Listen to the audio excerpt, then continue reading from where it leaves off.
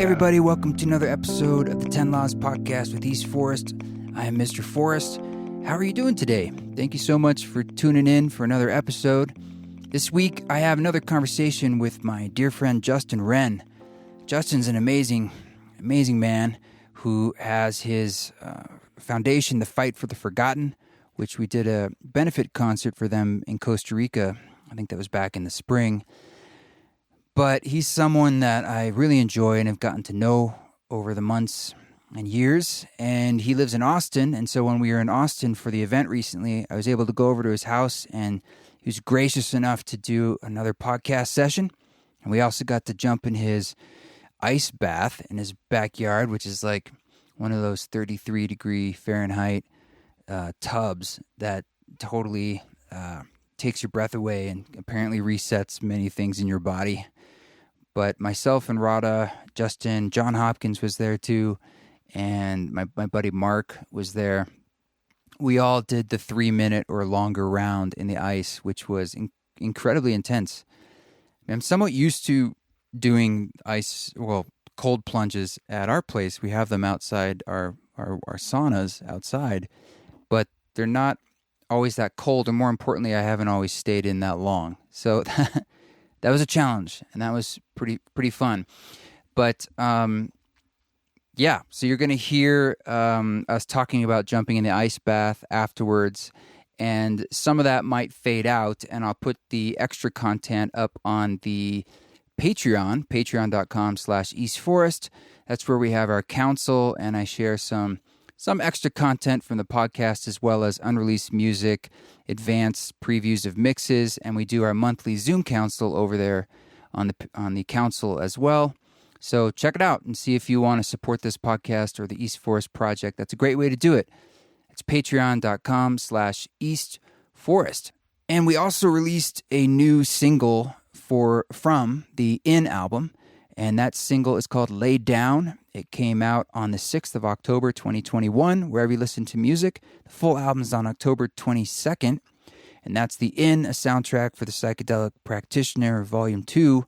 So check it out. Let us know what you think, and thanks for sharing your feedback and sharing it with the rest of the world.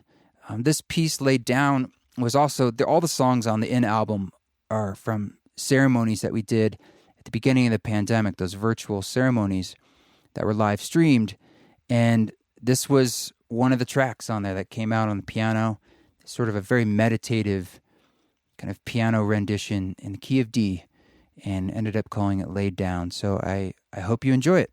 But before we get into this conversation, I'll just give you a quick update on the tour we just completed, which was, quite a run. I mean, everything from ceremony concerts in Salt Lake City, Denver. Then we bounced over to Austin with the event with John Hopkins, and then straight over to Boise, back to the Tree Fort Music Fest, and then straight down here to Southern Utah for the East Forest Retreat. And all of it was amazing. I mean, it was an incredible outlay of energy, especially after all this time. It felt strange and tiring, to be honest, to be out there going to all these different things, but it was also just incredible to connect back with y'all on the road and face-to-face, that human connection and energy in the room.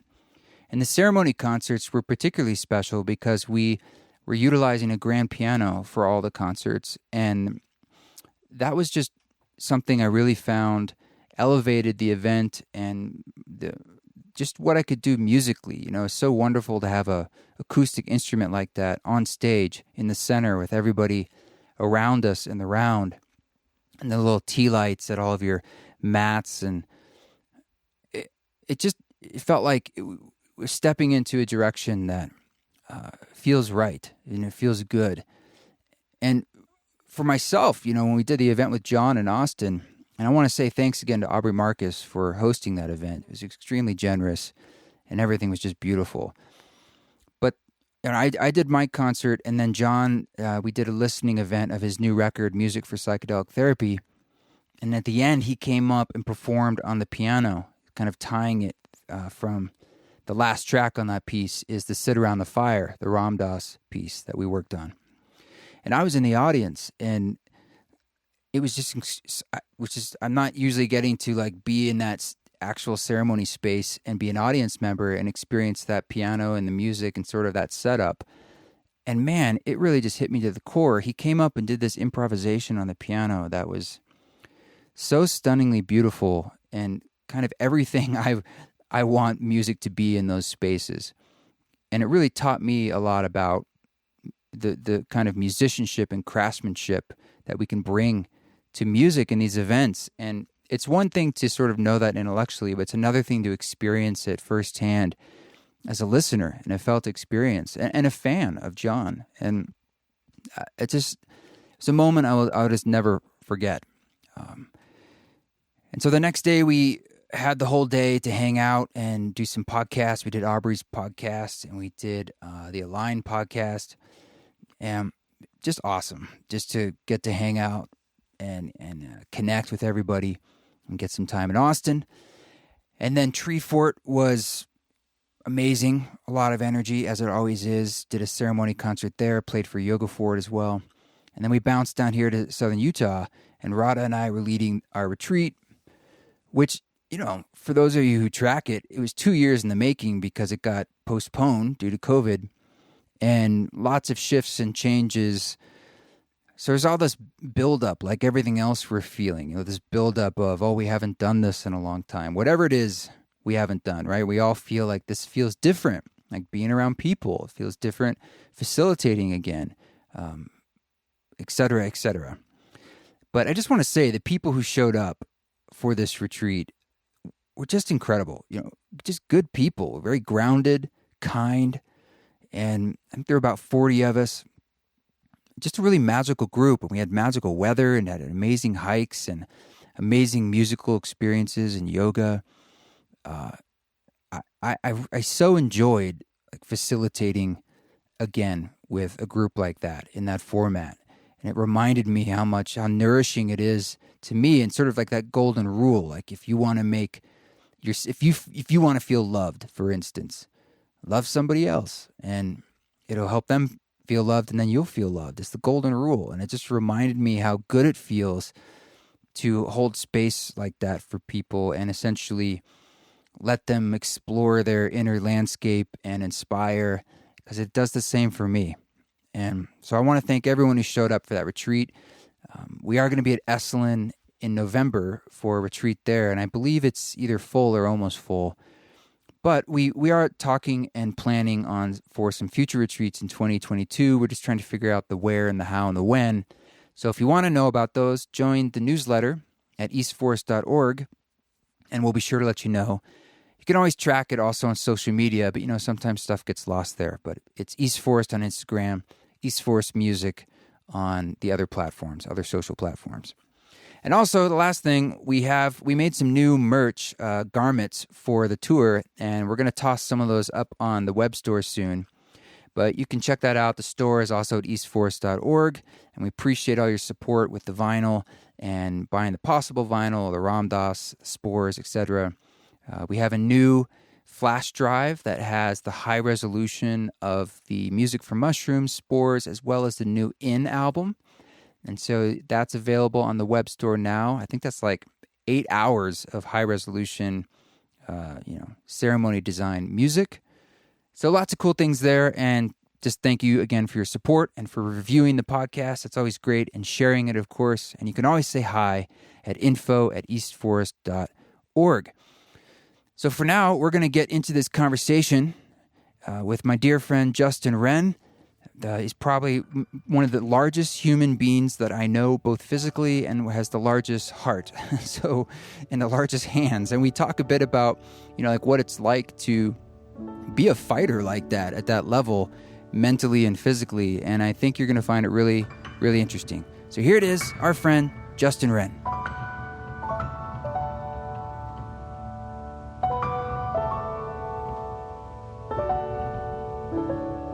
Mr. Justin Wren.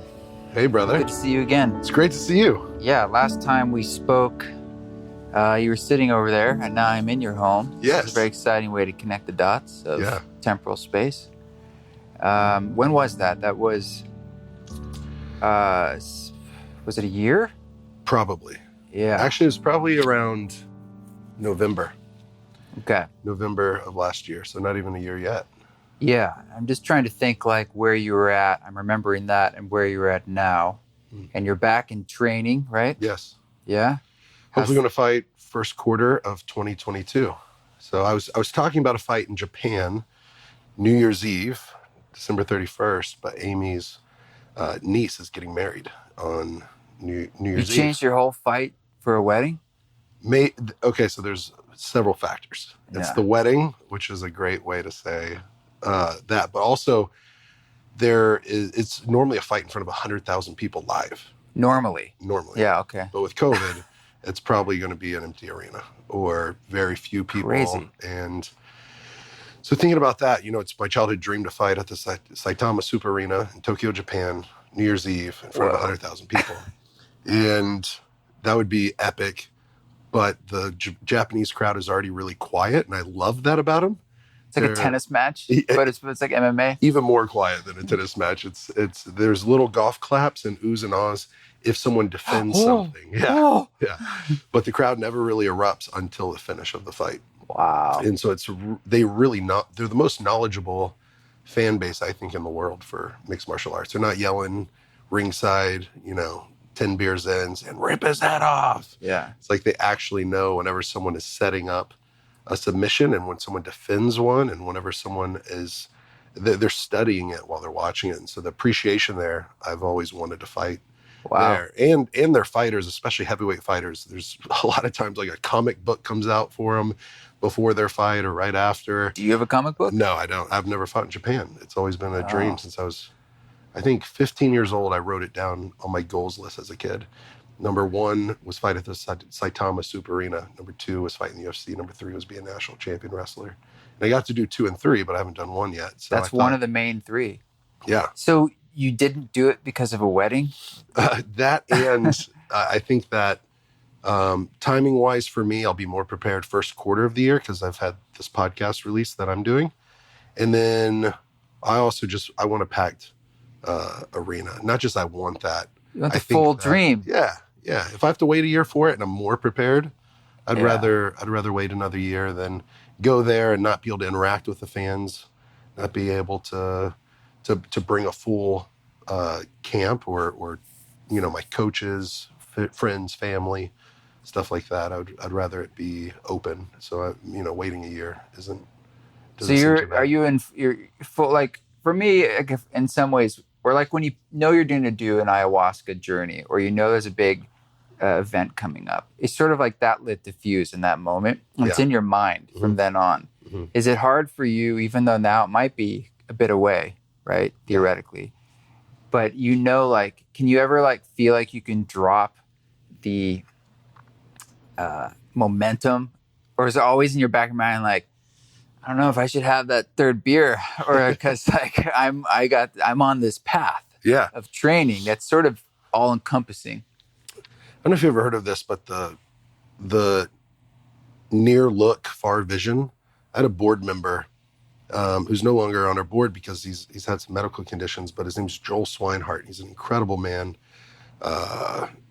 Has done a lot in his career, but he always talked about fight for the forgotten, getting the right board members that are almost like an armada. He would use these military kind of terminologies where he's like, you want your battleship and you want your, I don't know, the one that the planes land on and can take off. You want your submarine. You want all these things. He always tell me like near look, far vision. He says, if you take a penny and you put it in front of your eye, that's the near look. Like you're focused on that. But you also got to have the far vision where you can like move that and see where you're headed. And so the near look for me was, I've got to fight this New Year's Eve in Japan. So Amy and I were talking about how we're going to make it work. She was like, well, the wedding's actually on the 1st. And so theoretically with the timing, I could fight and just get on a plane and come back and potentially make it. But from Japan to here? Yeah, I think, right? Isn't that, which was the time go? Us? I think they're ahead of us. They're ahead, I believe. Yeah, because so we're talking about how can we find a midnight flight or a red eye or private. Something like that. You have to go private, baby. Yeah. So it just didn't seem like it was in the cards. So the far vision is, and this is what my coaches said too, which is we know you as an athlete want to circle a date on the calendar and say, this is when I'm doing it. So you can put everything in your life around that. But with a podcast release, with me getting healthy again, with it having being 2 years off since I fought because of shoulder surgery, things like that, they're like, why don't you just feel healthy? Why don't you get in the routine here in Austin, feel great at On-It Gym with my strength conditioning, which has never really been that big of a focus of mine. Strength conditioning? Yeah, strength, like weight training. It's normally been in kettlebells, and that's why I really like On-It, is because it's more functional. Mm-hmm. I worked out there once. Yeah. Yeah, it was fun. It was fun. Yeah, it's a cool gym. Like you're saying, it's more movement-based, functional-based. Yeah. And I used to have strength and conditioning coaches that would think, and these are guys at the highest level, that because I'm a fighter, they've got to beat me down in the gym so that I'll be ready and harder, tougher fight time. But looking at it now as I progressed in age and in experience, it's like, I don't want to break my body down before I get into a fight. I want to build it back up, especially in strength and conditioning. I'm going to break my body down in sparring. I'm going to break my body down in wrestling, jiu-jitsu, boxing, kickboxing, all of it. So whenever I go back into like On-It, yes, I want to push myself, but I also want to protect myself and build a great foundation. So the theory was from Rafael Lovato Jr., an undefeated MMA world champion, who also is like 12-time world medalist in jiu-jitsu. My coaches down here, they're like, just look good, feel good. Look good? That's what they said? That's the first thing? Look good. Yeah. It's like, if you look the part, it'll work. No, if they say that I'm looking good, gotcha, then I know that I'm feeling good. Yeah. That it's all going to come together. And if I just feel that way for 2 or 3 months, then they'll say to me, or I'll say to them, like, hey, I'm ready. Let's do this. So that's why I've kind of pushed it back to, I'm still doing it, right? I'm saying first quarter of next year. But really, I just need to feel healthy,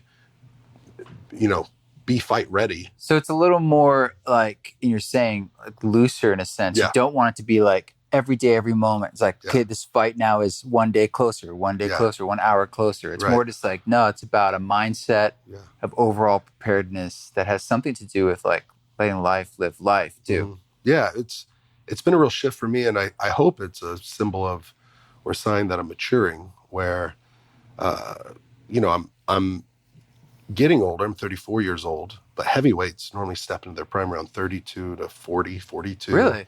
Yeah. The little guys, or the smaller weight classes, like 125, 135, 145.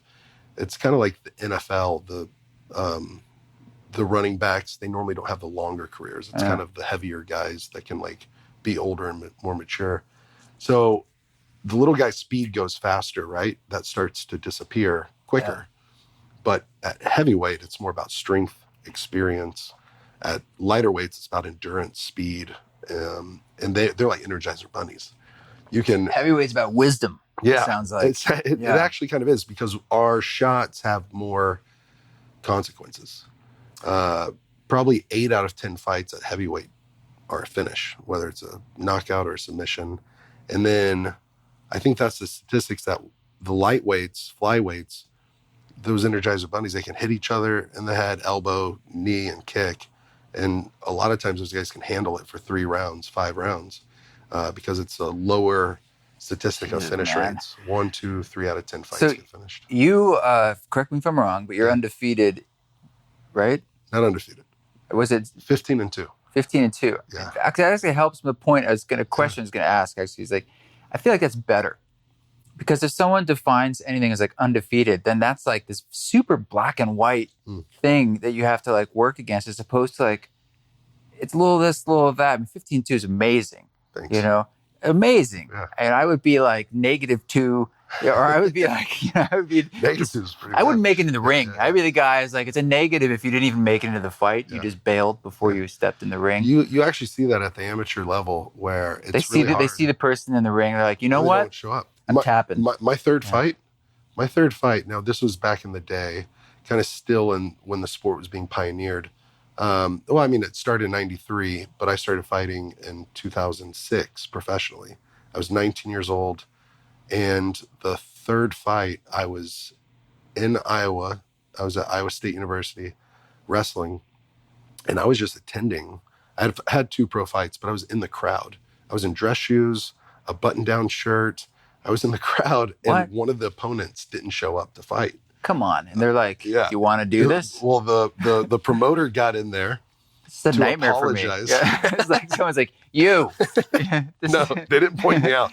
I was 19 years old, and I was on my third beer, just thinking I was attending and watching That's the even fights. worse, because then you're like, I can do this. Yeah, they didn't know I was on my third beer.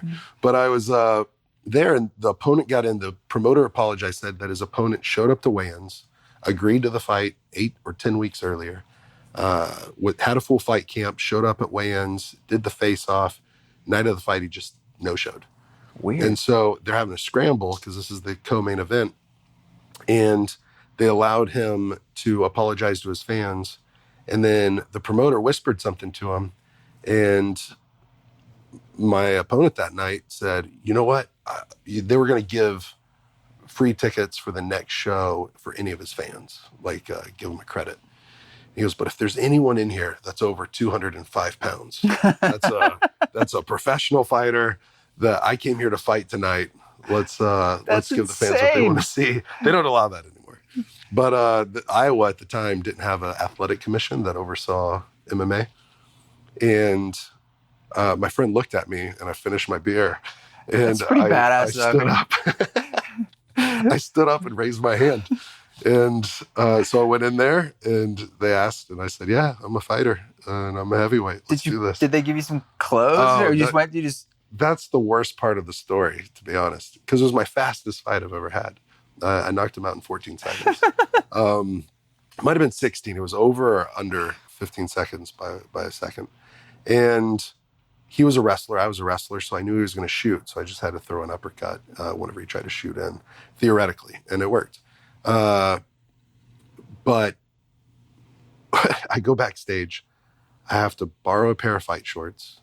I might have had shorts in my car or my truck, but I didn't have a mouthpiece and I didn't have a cup. So I had to get a boil and bite mouthpiece that we used like a coffee pot to try to mold it, but it wasn't hot enough. And so I got a little bit of a bite, and I knew that if I got a good punch, like my mouthpiece might fall out of my mouth. And then we had to wait for some other bigger guys on the undercard to get done, finish fighting. And I wore the light heavyweight fight. They fought 3 full rounds. They were dripping sweat. It was a decision.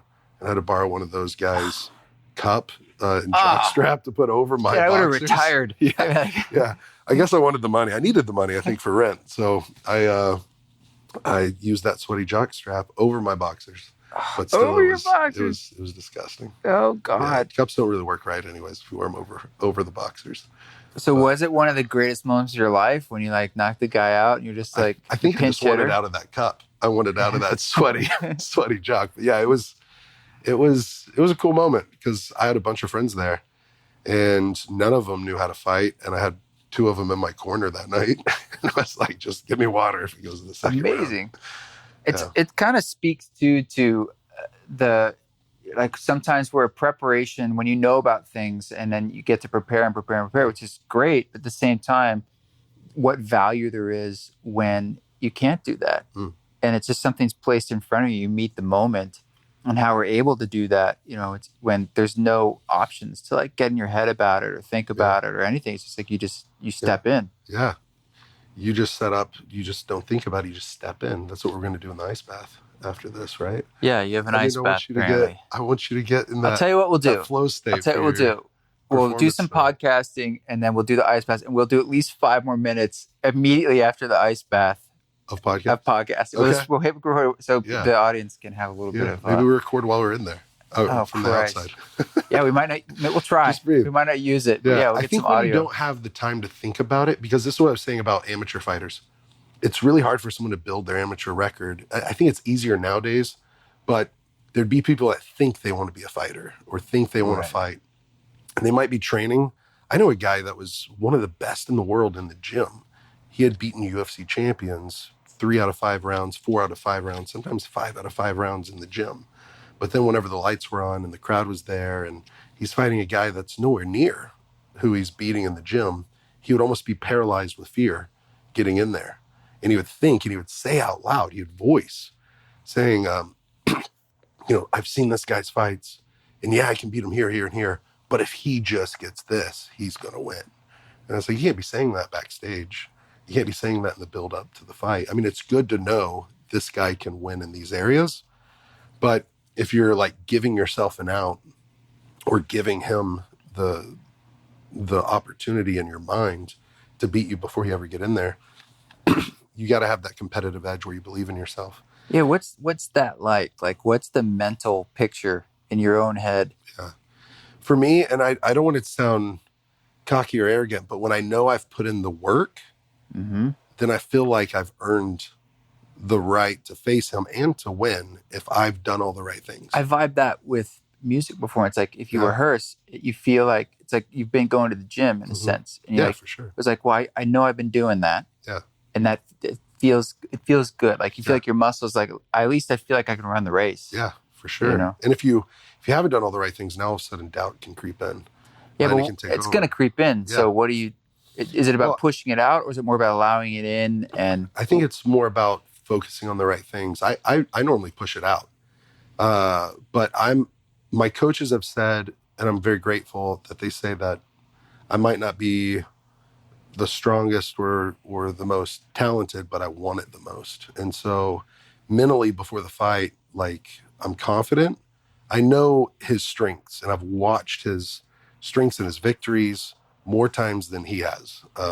And more times his coaches have, more times than my own coaches have, trying to find his weaknesses.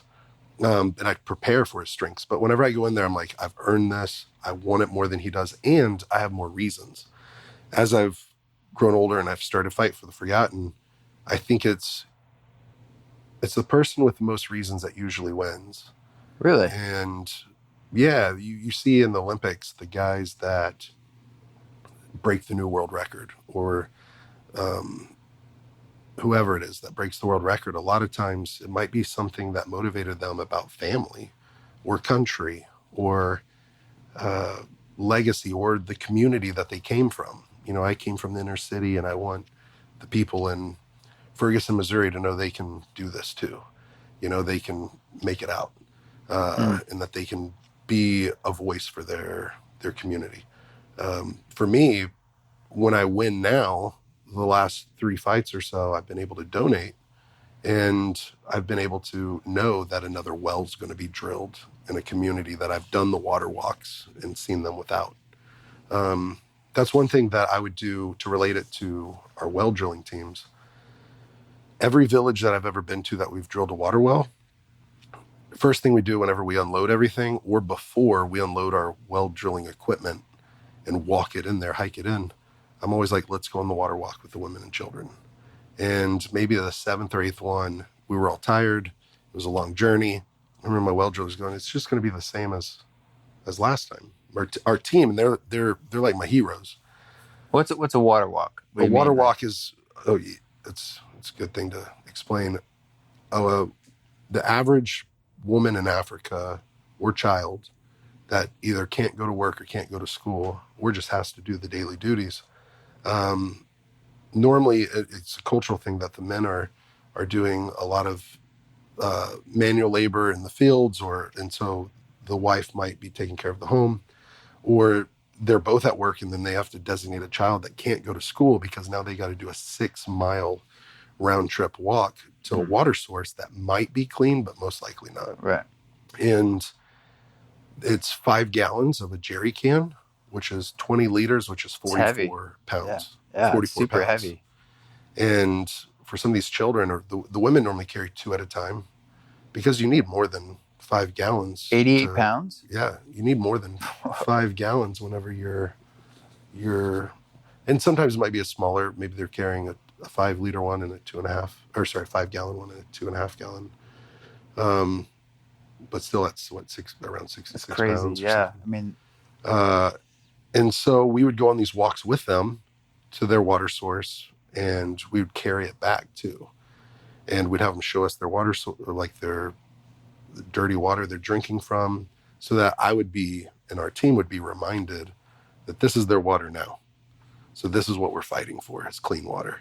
And then on the tough days, whenever you want to quit or tap out, you're reminded of that walk. And like, it's going to be the same thing. I go, no, it's unique to this place. Like, the trail's different, the water's different. Like, is this one more stagnant? Is this the dirtiest source we've seen? Or do they have it, better where it's a spring box that they might be drinking from, which is like someone tried to filter a spring and it's okay, but they're still probably getting contaminants in there. And so I remember on the 13th or so water well, we spent more than 3 weeks drilling a well. I think it was closer to 4 weeks. Wow. Yeah, manual drilling. We were real off the grid. And wow, that's hard. How deep are these wells? 60 to 80 feet in the rainforest is kind of the sweet spot, but you can get down to 150 feet with a hand pump. And then we're hiking in single prong, triple prong, chisels, rock breakers. What else? Like, we have the casing pipes, we have the tripods, the chains, the ropes, bags of cement that are 100 pounds. We would load in, if we didn't have a wheelbarrow that actually would go on the trails and up and down these things, we would be hiking in bricks and it would be 30 minutes off the roadside, sometimes an hour. The most was 2 hours off. So 4 hours round trip just to our truck to get off of 1 ton of well drilling equipment. And we've got 20-foot long, 6-meter pipes that are either PVC or kind of that galvanized steel. So these are manual wells? A lot of them are. So we have multiple options, but when you can't drive in a truck because it's in the rainforest, you got to hike it in. But for them, it's a pump. Yeah. So it's probably more mechanically sound as far as breakdowns. For sure. And it's easily accessible to maintenance parts and upkeep. And it's not, solar is a pretty good option there. But in the rainforest, you got a canopy to deal with. And so when we can do a mechanized rig, man, we definitely drive in a truck and drill it. It's more expensive. And then you have to make sure that there's a system in place where they have a deep relationship or a way to communicate with the well drilling team, which is our guy like B-Tech, and he's transformed over 400 villages in Uganda, and he's got a whole team, and he's amazing. He's our Fight for the Forgotten team leader in Uganda. So there's probably a lot of groundwater, I'd assume. Yeah. In my well in Utah, the power went out and the well stopped working. And it was just a couple weeks ago. And I was like, it was raining because that's why the power went out. So I was gathering rainwater. It just made me think, like, this is crazy. It's like, why isn't there at least on solar or something so the pump still works? Yeah. And there was no way to manually pump it. It's like, this is no good. And see, a lot of people from our kind of Western mindset think it all needs to be mechanized, like the pumps and everything, because they're like, well, they have to pump it themselves. Well, they used to have to walk 6 miles, and now it takes them 2 minutes to fill up 5 gallons. It's no problem. Yeah. You just won't have shower pressure, but you could if you pumped it into a tank and then gravity a lot of times fed. we have tanks that's not that big a deal. Yeah, and we'll have a little spigot that they can go fill up from. Now in Uganda, we have 32 homes that we're building. 15 are completed, maybe 20 by now. And we've got 3 wells out there. We're talking about setting up a rainwater collection too. But they have piped water in their homes now. Wow. And they haven't moved in yet. It's probably going to be more around first of the year. We have 3 sustainable farms working out there. We're building a pharmacy and a clinic. And the thing about in Africa, I love a saying that they have. They'll say to me, Efeosa is my name there. And Efeosa? Efeosa. Efeosa. Yeah. Efeosa means the man who loves us. And so I love that name. And then Mbuti MangBO is the Big Pygmy. So say that again. Mbuti MangBO. And that means awesome. the Big Pygmy. And that's what all their neighbors and everyone there calls me. But they'll say, Efe, you Mzungus, which white guys, or you Westerners, you all have watches. But us Africans, we're the ones who have the time. And because they always see even me, they're thinking like, slow down, poly. Slow down. Let's stop, let's eat, let's enjoy time with each other. So it's a good reminder to be here now, to be present. And I really appreciate that about them, But on that, I remember that well was so hard to drill in that like 13th village. And I snapped a picture over my shoulder. I'm sorry, this wasn't my 13th. This was our 35th well to complete, because I'd come back home and gone back on a trip, and they had already done 2 weeks. And this is 2 weeks of my trip now at the beginning to get this well completed. We'd gotten in a collapsing zone. So basically what that means is if we drilled 60 feet deep, and at first you don't use casing pipes because you just have to pull that thing out of the earth after you're done. And it was just collapsing on the inside of it, and would go back up to like 2 feet deep after you get like 60 feet of the way there. You're using these augers, and you're literally wrestling the earth. And I pummel, and I'd done Greco-Roman wrestling. This is the best workout you could do for that, at least on one side, and then you switch sides. But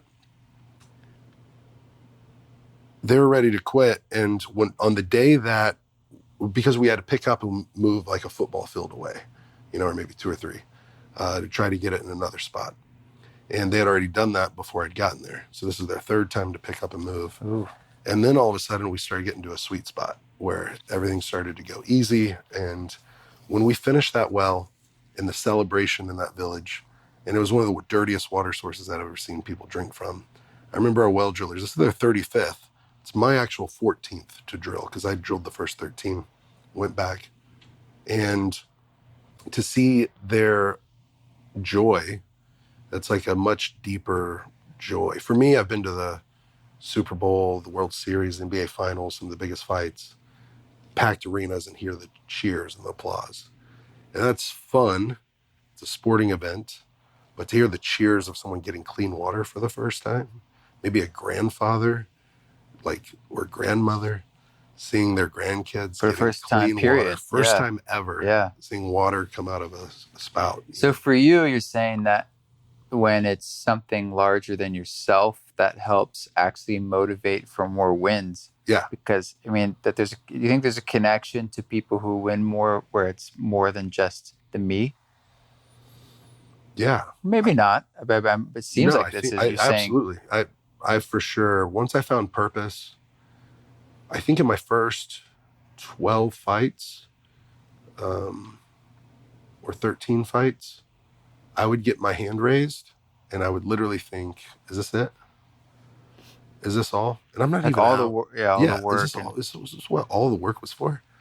Like, get my hand raised, and the crowd's still going. Yeah. And already in my mind, I would think, like, well, that's kind of a spiritual, revelation too. Yeah. It's sort of like any achievement. You're like, oh, it's not the thing. It's just sort of icing on the cake. Yeah. And a lot of us keep chasing it anyway.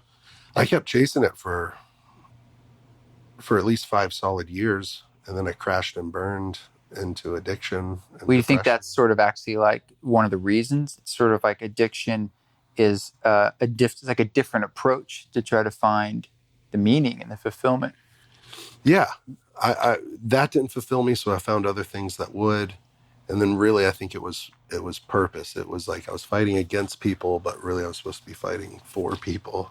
But you have been doing Fight for Forgotten for a bit. Yeah, 10 years now. And I don't know if this is too personal, but you said that like you still would struggle with like falling off the rails like that.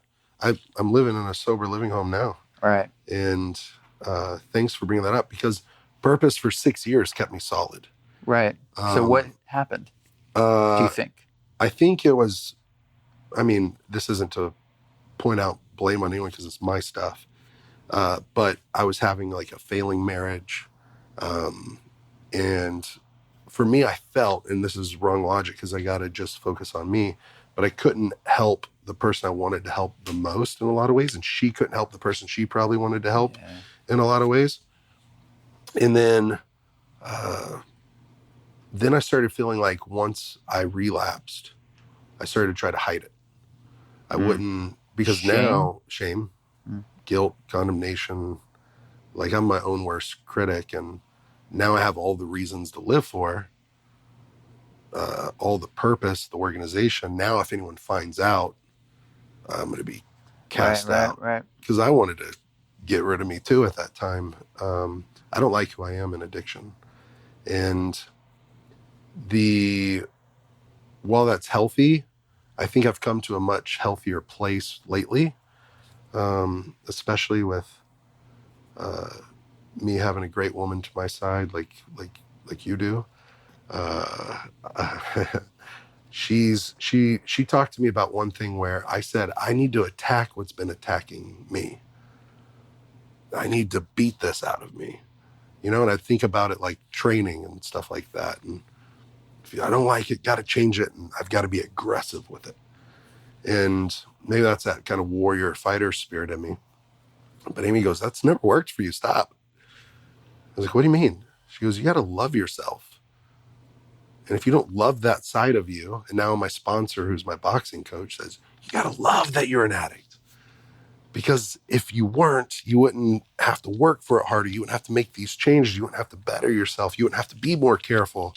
And you wouldn't be able to help people that are in the same thing." Like what I was telling you about Chris earlier. And so for Amy, she told me about a book called Love Yourself Like Your Life Depends on It. I think his name's Kamal that wrote it. I've heard of it. And when she gave me the book, she said, "Read the title." And I said, "Love yourself like your life depends on it." She Done. goes, "Yeah." She goes, "Why?" And I was like, and she goes, "Because it does. Because it does."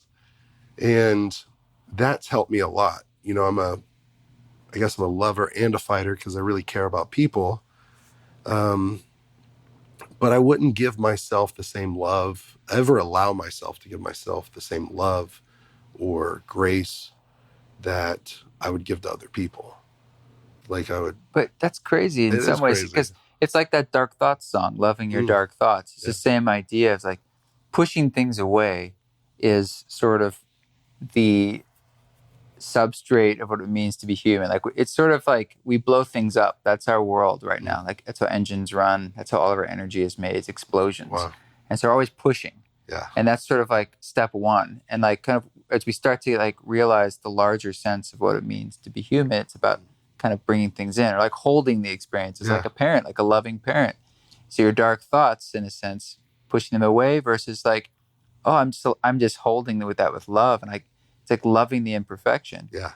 And it seems like that's the same realization you're having about your addiction. I am. This last relapse, which was more than 4 months ago now, I think. It was a short one, but it was one that like it went hard, it went fast.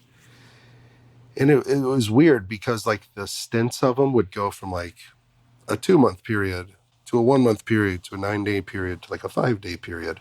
But the intensity of those times was like the 5 days was almost worse than the 2 months or was. Where were you? I went back on a trip to Oklahoma.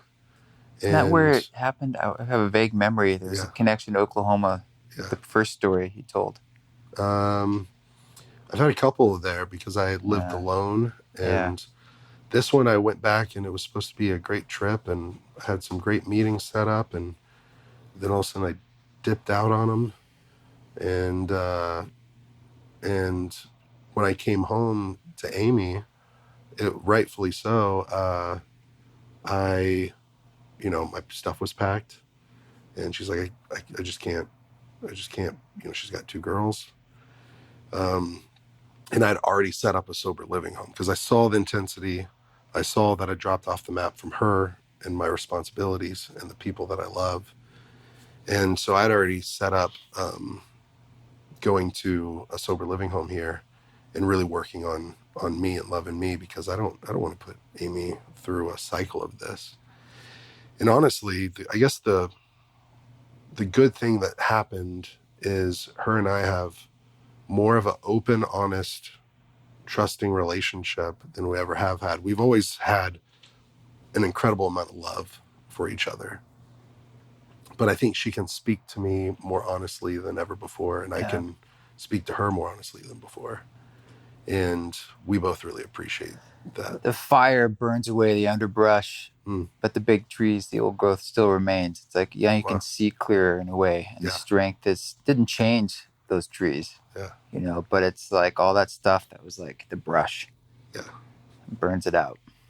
I like that. Yeah, so it really, it does a service in a way to clearly yourself on your own path, but like how it helps the two of you grow. And if you're stepping into like deeper forms of your relationship, I think you said this the other day. It's like you're glad that happened when it did, because it's an illuminator, right? Yeah, absolutely. That's a good point, because I mean, I can say that Amy told me she was grateful that this happened, and that sounds good, especially if I'm on a podcast. But whenever I get to come to that point and say, I'm grateful for it too, because now we have this depth that we wouldn't have had if we didn't go through the hard times.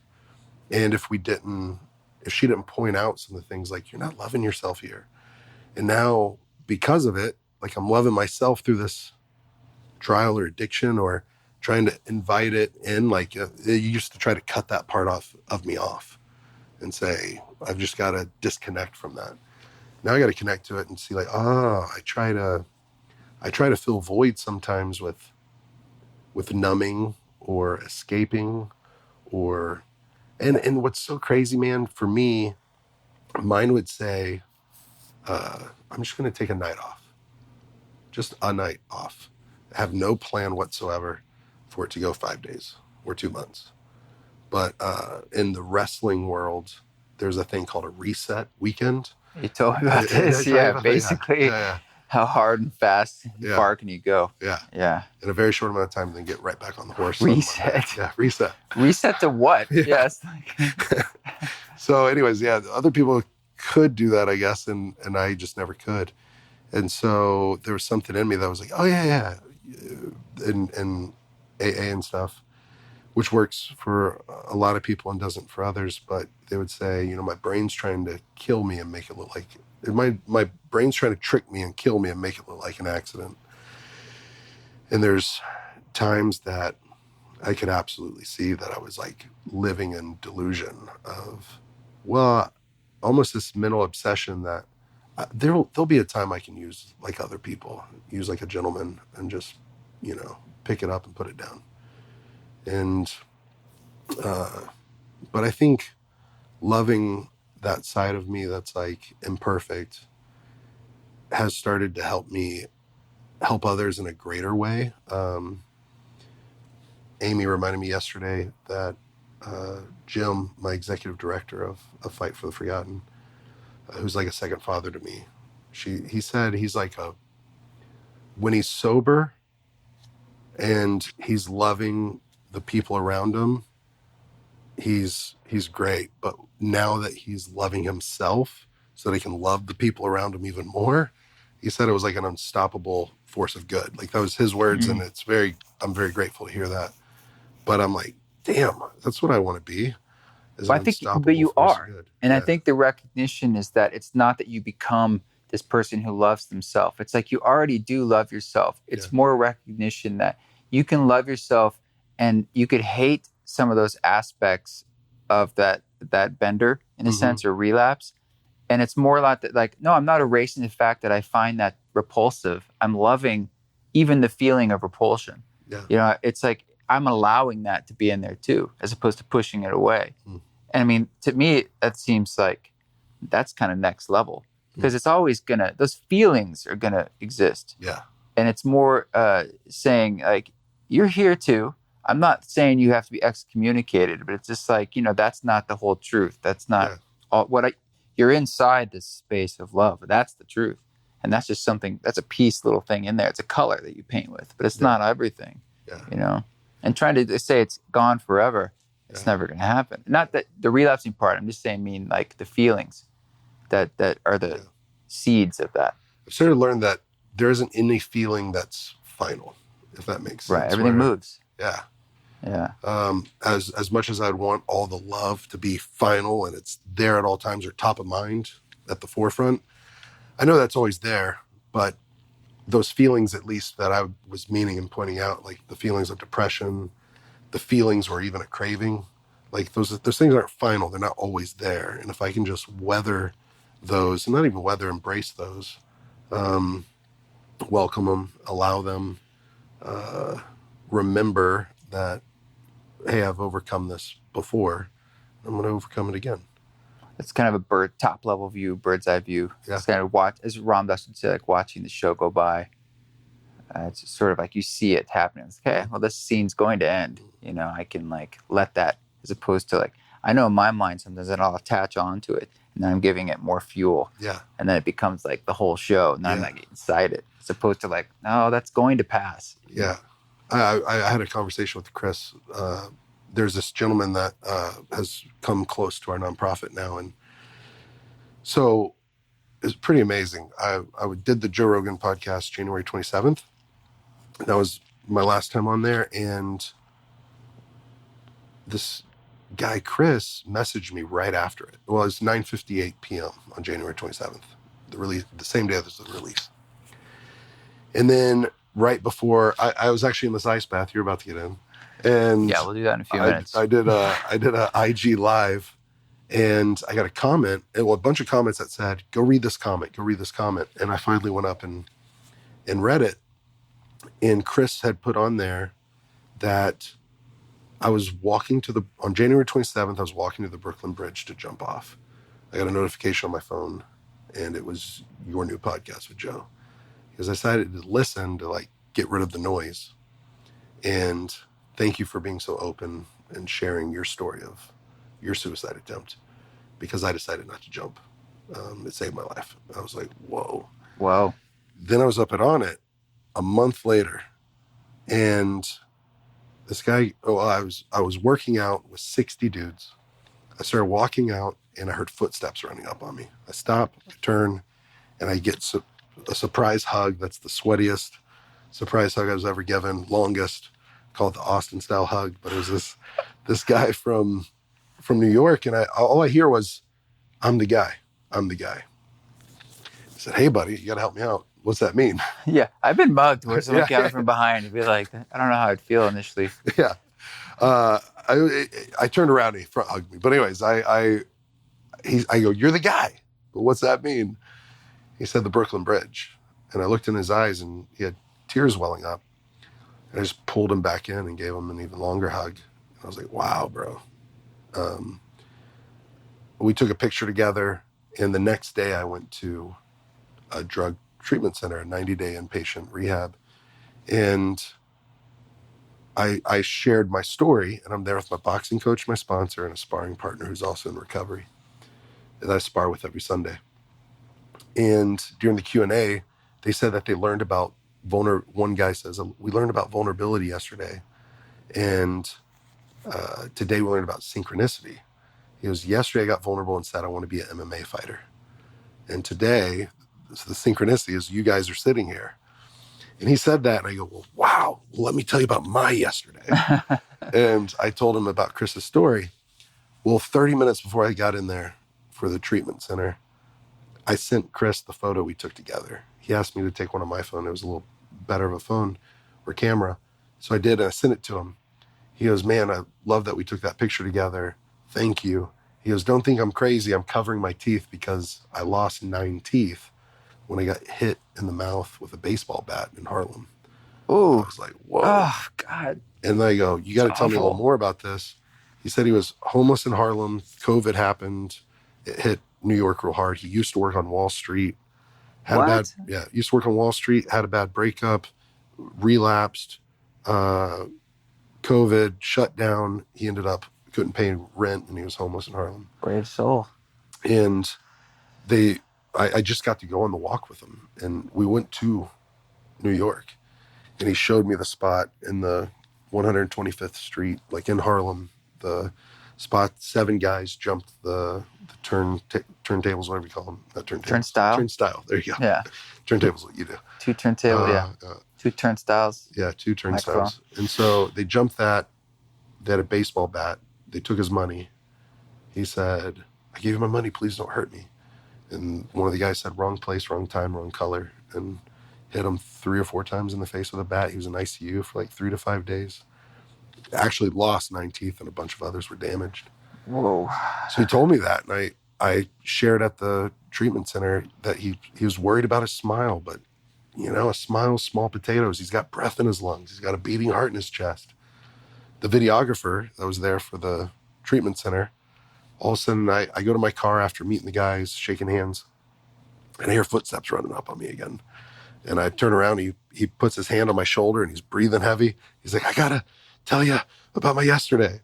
And I said, sure, what's going on? He goes, I was hired yesterday by a man starting a charity for guys in recovery that need new smiles. He's a dentist. He's Austin's best dentist. He started flipping through pictures of him on the magazine of like Austin's best dentist. And he pulled up the Google reviews. The guy's got like 1,500 5-star reviews.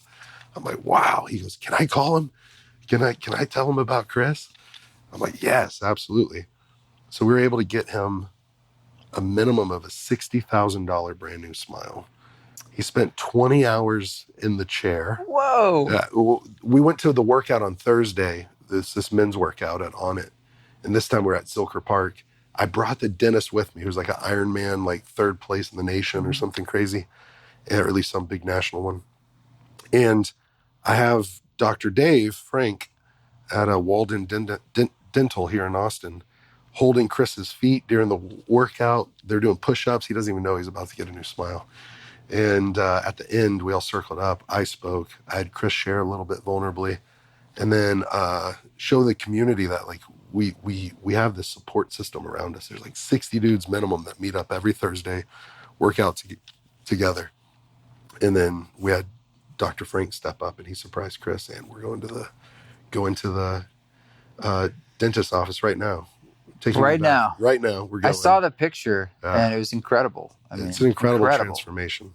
He had 2 front teeth and 3 bottom teeth. He must be over the moon. Yeah, I mean, yesterday there was a girl at On It that I was able to wingman with them, and like they might go on a date here soon. Wow. And, yeah, they were at least going to go on a hike. And Amy called him handsome. Amy and her daughter Sydney was there, 16 years old, and they were crying when they saw the transformation. What a journey. Yeah.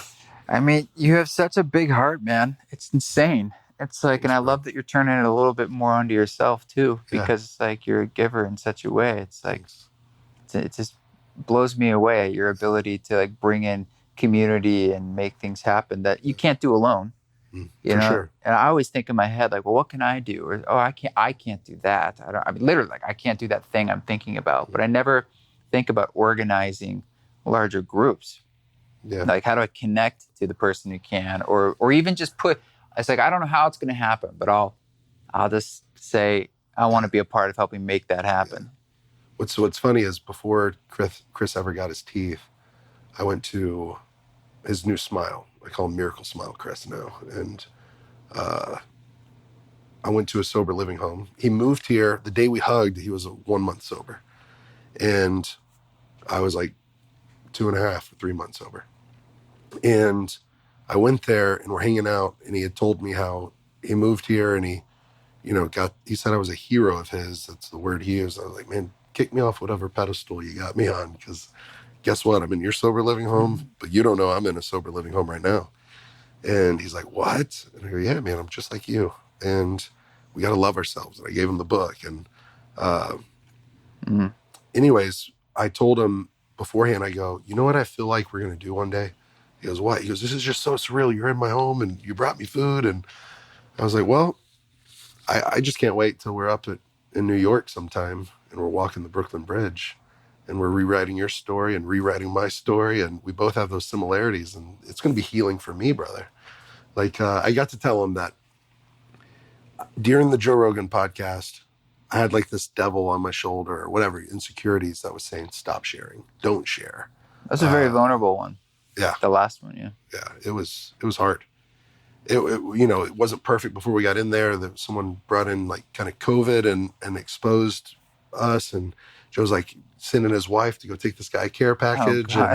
And there were just like some distractions. We got started 2 hours late, even though we were both there early. And I'd gone there a month before saying, I'm going to share this. And I told Joe, I got a story I've never shared before, and I want to do it because I think it's going to help some people. And then when we're in it, I was like beating around the bush and I wasn't doing it. And I was like, abort mission, stop, pump the brakes. You're going to look weak. People are going to not donate. Joe's a friend. He's a donor. Other donors are going to learn and say they want their money back, or, just all these things. And a thought in my mind or soul came forward and was like, if it just helps one person, it's worth it. So at Chris's house, I got to tell him, bro, you're my one person. Yeah, that's a great, like, North Star. Yeah. I use that too sometimes, like, because it's true. Yeah. If you find that connection, it's enough, more than enough. Yeah. Uh, So whenever we're on the bridge, this last time we went and saw where he was in the ICU. We went to the subway station. We drove down the walk because he walked 101 blocks to the Brooklyn Bridge that day. And then we got out and we walked the bridge, and we got to the spot where there's these wooden planks, and then there's this metal beam that takes you over to where the water is, and you're above all the cars. And he showed me that spot, and his palms were sweating. He was nauseous. He was dizzy. His legs were shaky. yeah. And he goes, this is just heavy. It's really heavy. I mean, take your time, But we were there, and then a guy walked up on us named Corbin, who used to be workout partners, or had trained a little bit with this Jocko, if you ever heard of him. And so like the Navy SEAL guy. Yeah. And he stops me while the cameras are on us, which was great. I mean, he waited to the side for a little bit. And he goes, hey guys, I got to go. My friend's already ahead. But I just wanted to step in and say, your last Joe Rogan podcast impacted me deeply when I was going through addiction and I was thinking about suicide. I was like, what? Like, and Chris is like, that's my story. And I go, that's my story. And It's the vulnerability. Ah, I mean, yes, that was a very, very vulnerable podcast. Yeah. And I think people, especially when they see someone like you that's a fighter, and you're sharing such vulnerable things and feeling like in that voice in your head that says, I'm going to look weak. And it's like, yeah, it is a feeling you're going to have. And that's beautiful. You like, I'm going to still share this story. And like, we're all human beings. Like, we all are scared about feeling weak and feeling overwhelmed and falling off the edges of things, jumping off whatever our bridge is, if not a literal bridge. And so I thank you for sharing those stories. Yeah. It's amazing. Well, thank you for that. The part I was most excited about was a moment came where Chris said, I can't believe this, that we're here, that Corbin just stopped us and told us his story, and that I was listening to you 9 months ago, and his ears are still red from where he has earbuds and he listens to podcasts so much. He's got like red insides of his ears. He goes, I was listening to this podcast and now you're on here with me. I go, stop. Say, I can believe it. Like, and Amy gave me that reframe and was like, no, stop saying you can't believe it. Say, I accept the gifts. Accept the gifts. I love that. Yeah. And I go, bro, say I can believe it. Because he said he felt like 100-pound bag of bricks fell off his shoulders. Yeah. And that he's never felt lighter in his life. Still on the bridge. And I go, bro, this is what healing feels like. This is what it looks like, brother. Like we came back here because we don't want to have this. We want to replace this. It's a pattern interrupt. Instead of thinking the Brooklyn Bridge is terrible and you hate it, now you can say it's part of my story and I love it. Rewrite the trauma. Yeah. Yeah. Well, I have a phrase that I mantra for myself. That's I accept the love holding me. And it's the same idea. It's like accepting sort of what is, as opposed to being afraid of all the things that maybe aren't, that are just in your head. And sort of like, that's the gift. Maybe a last word or something for me is for the listener. If they're in a dark place, invite that love in, the love holding you, accept that love that's holding you, but also give yourself the gift in this man's chaotic times meditation. I had a friend in January 1st was January 2nd was his funeral. He passed. He actually died by suicide. I remember this. Yeah. Left 4 sons behind, 12, 14, 18, 21, and his wife, Gina. And we played Chaotic Times for him. Meditation for Chaotic Times. Meditation the for meditation. Chaotic Times. Yeah. Meditation for Chaotic Times, that's how you say it. Just if people want to find it. Yeah, for sure. Meditation for Chaotic Times, a guided meditation from you. And it's been so beautiful. I've played that for Chris. Oh, cool. I played that for them. played it for Amy. I've played it for me. And that thing has been a real gift. I think you mentioned something similar too, accepting the love that holds us. Yeah, and that's beautiful because that was really just me talking to myself at the first week of the pandemic, like literally just grabbing a mic and doing a meditation for myself, and then not thinking twice about it, put it out within a week or something, which is extremely fast. I just had it mastered and put it out. Yeah. And as I'd never put out a meditation on Spotify, I was like, I don't even know if they're going to kick this off. But it's great to hear that because there's something universal. The solace that I'm needing here is the same solace we all need to hear as human beings. And so it's a great reminder, all the infinite flavors and colors that comes in. Yeah. We can give it to each other in all these different ways, like your story on that podcast, to a meditation like this, to just even the way you look at someone. You might think it's nothing, but it's the same substrate of energy that is the gift they need, because it's echoing that. It's another reflection of that same gift. Yeah. And we can do it in all these ways. And you were thinking you were weak in that moment, but it's saving a life, you know? Magic's happened. Exactly. Miracle, we got to seal the deal on the miracle on the Brooklyn Bridge. Same place he's going to jump off now. He's jumping into a new life with a new smile, new hope. It's been great, man. And I think that Chris is even starting to help me. He listens to podcasts all the time. He says he's listened to every single one of the Joe Rogan episodes. Everyone. That's like a certain club. Yeah, it's hiking all the peaks in Colorado or something. You're right. So he started sending me some of his favorite timestamps for clips on my show. Wow. Overcome with Just Wren. I go, dude, you can start doing this for me, because I need to get some of those clips, because I've been getting one maybe, and we're going to start getting him access to the podcast early, and he's going to start helping my show. That's awesome. So I'm pumped. Thank you, man. Yeah. This has been fun. So is this going to be some revelatory experience where we get in this ice bath? And we'll turn on a meditation for chaotic times. I'm not going to last the full 15 minutes. There's no way. It's true. We'll get to the I am strength. I am fortitude. And no, I think it's going to be great for you, man. It's not going to last that long, and it'll be bone-chilling cold afterwards for 2 or 3 minutes, and then you'll get this lightness. Well, I brought 3 guys from my sober living home here, and we put them in the ice for 3 minutes each. So they did it. You can do it too. But anyways, they left in the same car, and they made me either a video or sent me one of those voice texts that disappears. And they were laughing and giggling like, I don't know, high school girls or something, where it was just so fun to hear that uplifting spirit from one of the guys in the car that I hadn't heard that kind of laughter from. Well, I hope I turn into a giggling schoolgirl. There you go. That's my goal. Rada's going to like that. All right, man. Thank you. Yeah, thank you, brother. Appreciate it. Thank you, Justin, for giving us that time in your home, of all places, and for the ice bath.